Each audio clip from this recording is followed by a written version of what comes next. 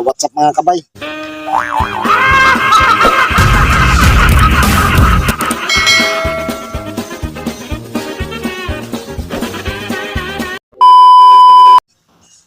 Ang gagawin ko pala mga kabay, kung napanood niyo yung isa kong video na nag-update ay nito, ito mga kabay, kailangan ko na siyang i-repat para mas madali siyang lumaki. Kasi ito mga kabay, ang dami niya ng anak. Papakita ko sa inyo pagka nabunot natin.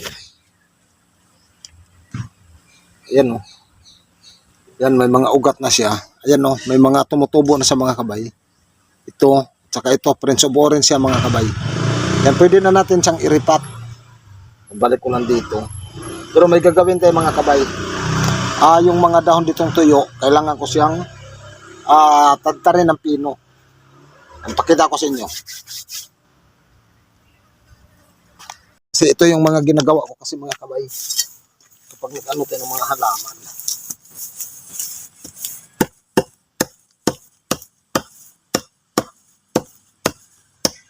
Dagdag ano kasi ito mga kabay. Dagdag potassium.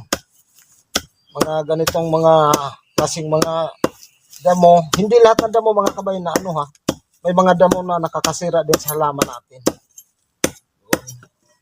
Ano itong halo dito? Bakit tumatagiktik?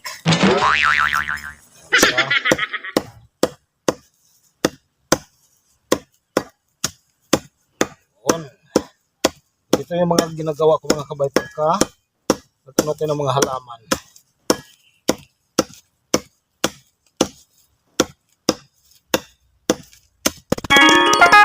Yan mga kabay, dito nag-fast forward na tayo mga kabay kasi kailangan ko nang matapos agad mga kabay kasi ang dami ko pang gagawin. Ito pala mga kabay, yung mga damo na binilad ko mga kabay, tapos tinadtad ko na siya kasi ayun na nga, magre-repa tayo ng Prince of Orange. Ayan, dito banda talaga na sa mga kabay, pinong-pino na siya.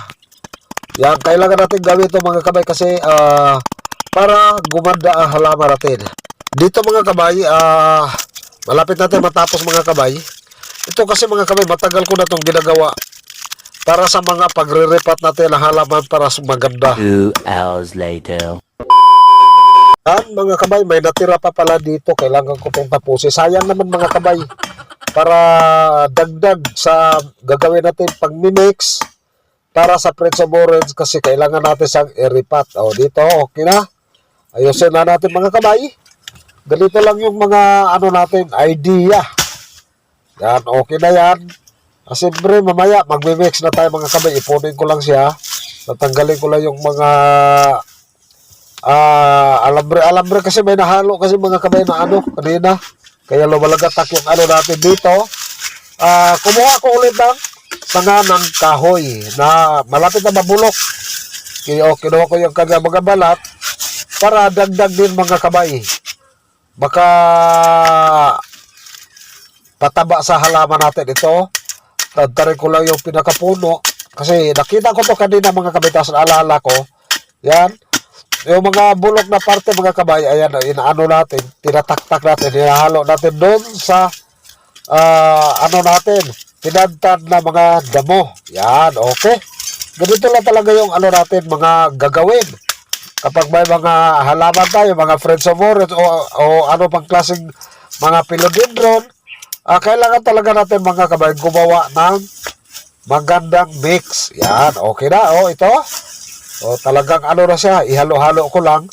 Tapos maya-maya, siyempre, mag-umpisa na tayo mag-mix. Okay, ito na sa mga kabay, di ba? Mga dahon mga kabay, iba't ibang dahon. Dagdag pa, buwagag sa lupa. Tapos iyan, kumuha tayo yung bulok na kahoy na yan. Dito, hinalo natin dito mga kabay. Prepare lang natin yung para mag-umpisa na tayo natin mga kabay, para dito sa mix. Dalawa natin na Prince of Orange natin mga kabay. Ganyan lang sa mga kabay. Talaga napaka-healthy niya. Tapos, maghalo din ako ng mga kabay. Tapos kuha ko ng lupa sa glit. Gagawin natin mix. Dito, ganyan lang. Yan dito mga kabay, kailangan ko nang kumuha ng lupa. Sa pag-mix mga kabay, kailangan pa rin natin ng lupa para doon sa Prince of Orange natin. gagamit tayo ipa ng palay na sinunog, tapos kukupit. Yun ang mga kailangan natin mga kabay para gumanda ang halaman natin. Yan, ito na siya, i-prepare natin lahat. Okay, dito mga kabay, ito na yung damo na tinadtad natin, tapos ito na yung lupa na kinuha natin. Tapos ito mga kabay, ito yung kukupit natin mga kabay. Yan, kukupit to. O, di ba? O, kita nyo naman mga kabay. Tapos, kukuha din tayo ng ipanagpalay na sinunog. Ganito lang ang paggawa ng suwil. Ayan o. Yan, para gumanda kaagad ang ating Friends of Orange na iriripat. Yan, napaka-simple, napaka-dali na mga paraan. Makukuha lang natin sa tabi-tabi mga kabay. Pero itong dalawa, yung kusot at saka ito ipanagpalay, talagang binili natin ng mga kabay. Yan, ito yung mga mix natin mga kabay. Ito sinunog ipanampalay. Tapos yung tinadtad natin na mga damo or dahon. Tapos siyempre mga kabay, yung lupa natin hindi mawawala yan. Ito. Yan, hindi mawawala yung lupa. Tapos yung kusot aning kukupit. Yun. Napakahalaga mga kabay, mga ganitong mga mix para doon sa mga philodendron natin na Prince of Orange. Para madali silang lumago, makapag-wild ang kanilang mga ugat.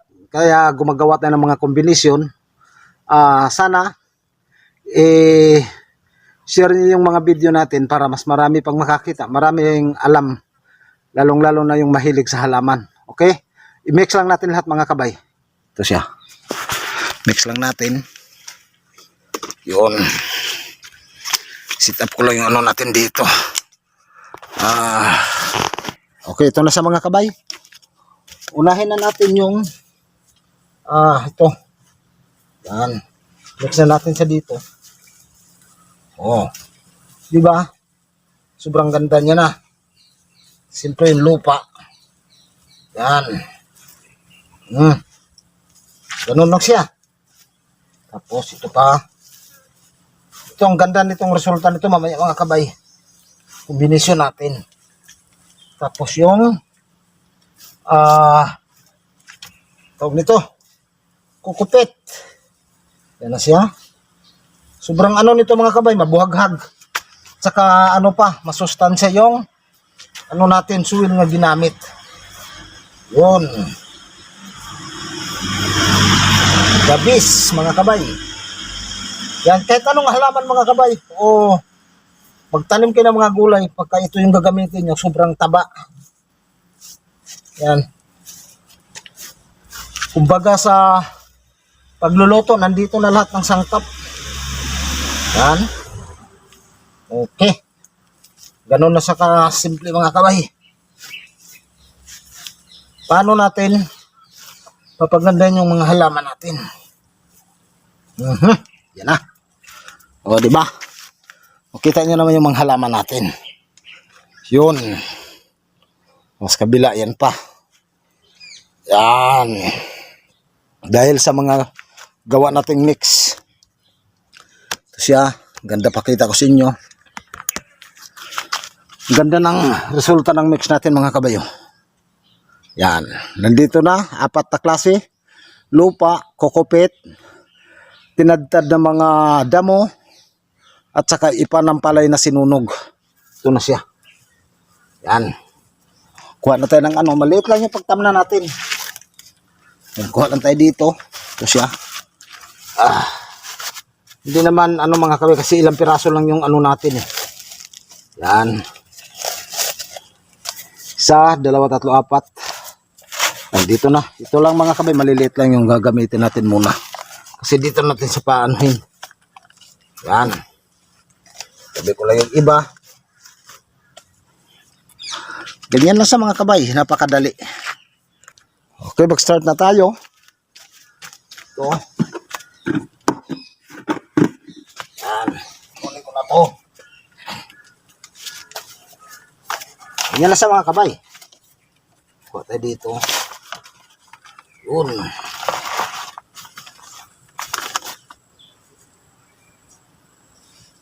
Ito sa mga kabayo. Yung Prince of Orange natin. Yan, tanim na natin. Bilis nito mga kabay. Pagka halimbawa mga sandinggo, ang bilis nito lumago mga kabay. Kasi napakaganda yung kanyang soil na ginamit. Yun. Yan siya. Yan lang. Tapos, dagdagan ba natin? Yun. Meron natin. Uy! Yan. O ito mga kabayo. May suloy na rin sa mga kabay. Bali dalawa. Yan o. Yan yung suloy niya. Ito pa. Tsaka ito na yung ugat niya o. Yung ugat. Yan siya. Yun, ganun lang. Tapos, takpan siyempre. Kabila, ganun din. Tapos din lang natin.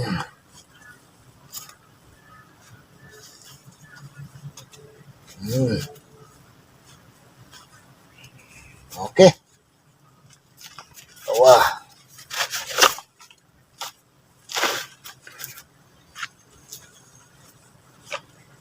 Uy, bali.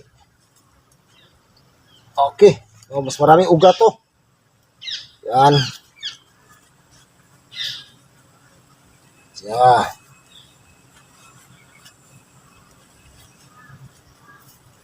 Yan.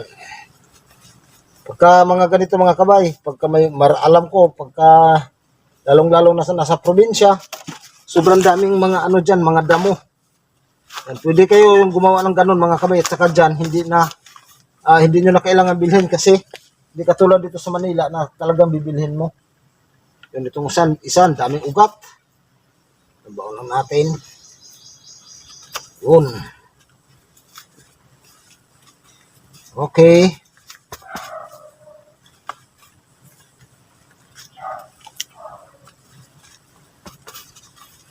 Yan. Sabi lang natin yun. Ito mga kabay yung ano niya. Yung pinaka-mother plant.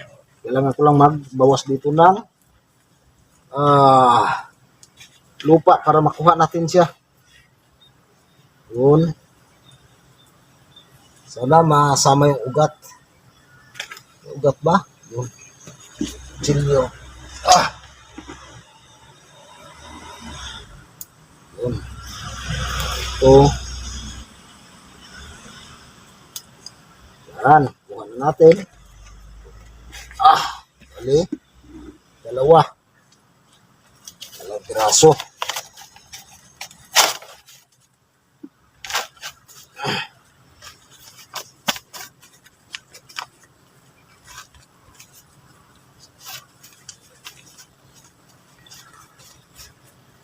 Yun.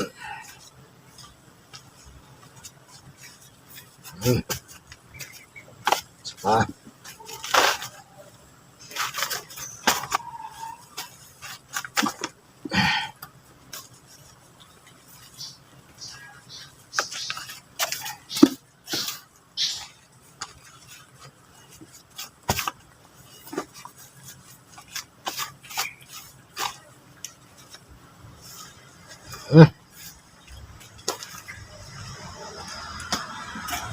Siyempre mga kabay, kailangan ko siyang itabi natin yung ito, ating swell.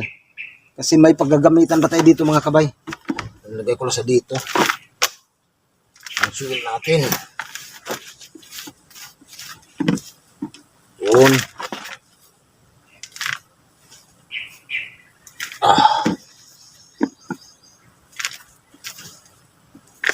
Ganun lang siya mga kabay, kadali.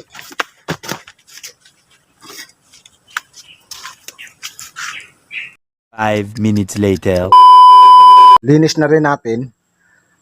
Ipakita ko lang mga kabay kasi nagsimula tayo sa propagates. Tapos hanggang may mga nakuha tayong katawan. Yun ang pinatubo natin. Tapos may galing sa mother plant. Ito siya. Pakita ko sa inyo. Yan dito, naglinis na pala tayo. Yan o. Nagwalis na rin ako.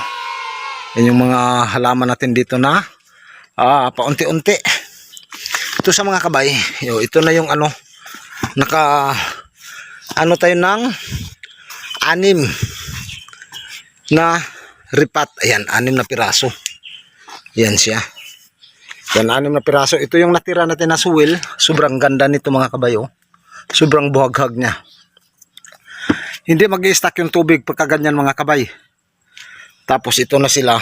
Yan may mga talbos na. Yan pa. Yun. Yan siya.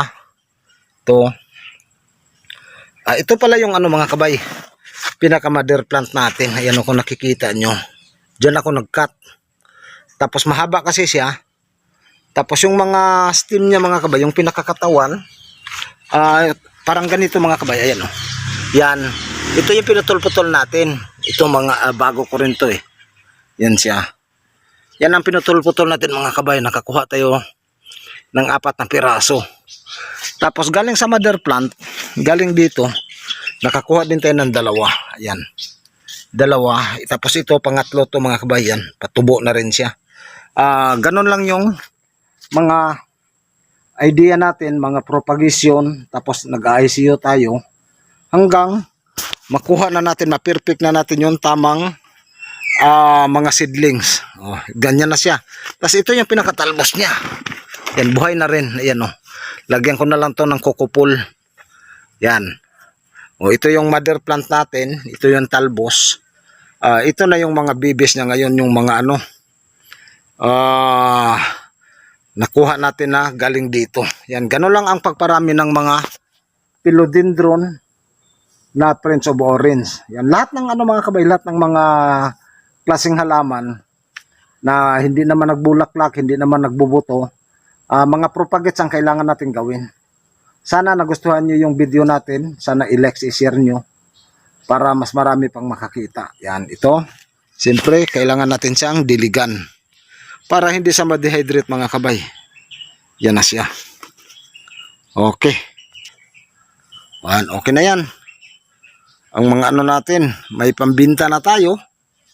Yan, may nakuha natin 6. Tapos plus yan. Ito mga kabay, tuloy-tuloy ang niyan. Pagbigay ng mga seedlings. Kasi habang nabubuhay ito, tuloy-tuloy yan mga kabay. Tapos ito sigurong sa taas, palakihin ko na lang to. Tapos yung mga lumalabas dito sa baba, yun na lang yung gawin nating mga pagre-ripat. Yan siya. Di ba? Okay. Paano mga kabay, hanggang dito na lang yan. Maraming salamat. Sana ulitin ko, huwag niyong kalimutan mga kabay, paki-like, paki-share yung video natin para yung mga nag-uumpisa kung paano nila gagawin din mga kabay para masundan nila yung channel natin. Tsaka sa lahat ng mga subscriber natin na sulit, yan si mga kabay nyo, kababalik lang natin mag-vlog ulit ng mga tungkol sa halaman, pagtatanim ng mga gulay. Sana suportahan nyo ulit mga kabay kasi sa ngayon bagsak na bagsak talaga yung views ko kasi iba kasi mga kabay, kaya dito nagtatrabaho tayo, dito yung trabaho ko mga kabay, bali driver tayo dito mga kabay, kaya pagka walang lakad saka lang tayo makagawa ng mga video. Yan, sa lahat ng mga kabay natin, kumusta sa inyo lahat? Magandang hapon.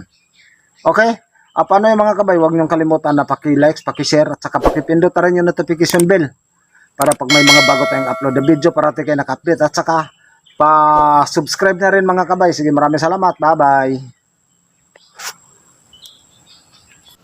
Kailangan ko pala silang diligan. Yan, diligan natin. Yun. Kasi napakahalaga yan mga kabay. Para hindi may dehydrate yung natin. Halaman. Yan. Okay. Yan lang siya.